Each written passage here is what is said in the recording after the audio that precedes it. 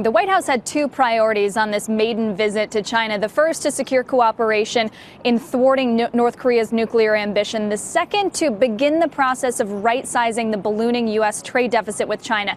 Secretary of State Rex Tillerson told reporters that he believes today was fruitful on both of those fronts. On the trade deficit specifically, a deal-making delegation, including 29 CEOs and officials, announced deals in front of the two leaders to help begin chipping away at that. And among those CEOs, Lloyd Blankfein, the CEO of Goldman Sachs, perhaps an odd advocate for the Trump administration, given his recent and fairly frequent criticism of the White House. But when I asked him about that, he said that his outlook is both critical and constructive.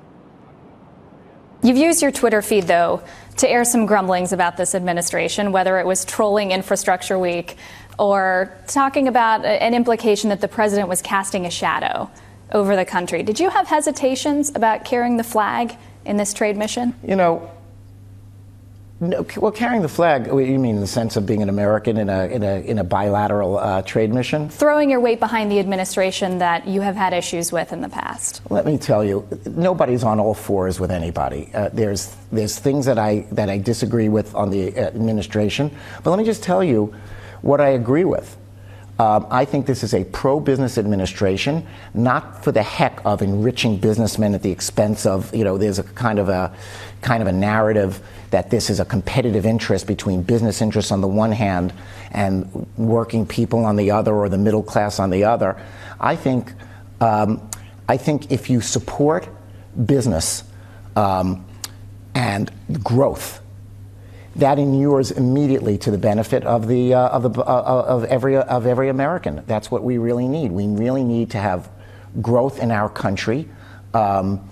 It's not growth at all costs. We need to have some regulation, but I think this administration has thought itself as a kind of a champion for American interests. Sometimes I find the rhetoric excessive.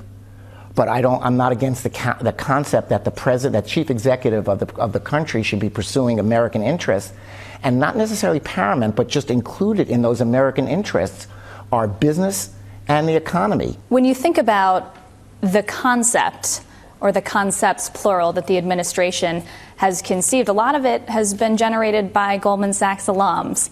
We're a decade away from the coining of the government Sachs moniker. But what is the influence of Goldman right now on the White House and, by extension, the economy? In some ways, I wish we had, I'd have a lot more access if there weren't as many Goldman Sachs people there and people didn't feel so awkward about engaging.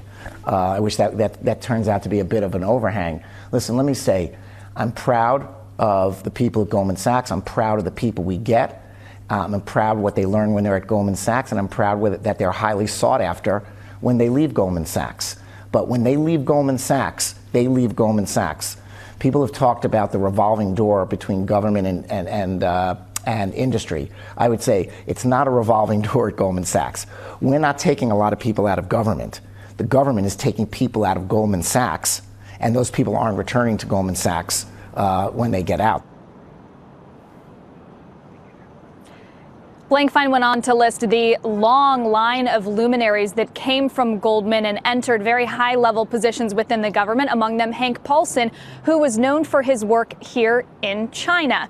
Wilf, when he talks about that there shouldn't be growth at all costs, that's an interesting phrase, because we also talked about tax reform, the valuation of the markets, the downside risk to the market, and the possibility that if you get this fiscal stimulus, whether it's from tax reform or infrastructure, there is a risk of overinflating and overheating the economy. Hey there, thanks for checking out CNBC on YouTube. Be sure to subscribe to stay up to date on all of the day's biggest stories. You can also click on any of the videos around me to watch the latest from CNBC. Thanks for watching.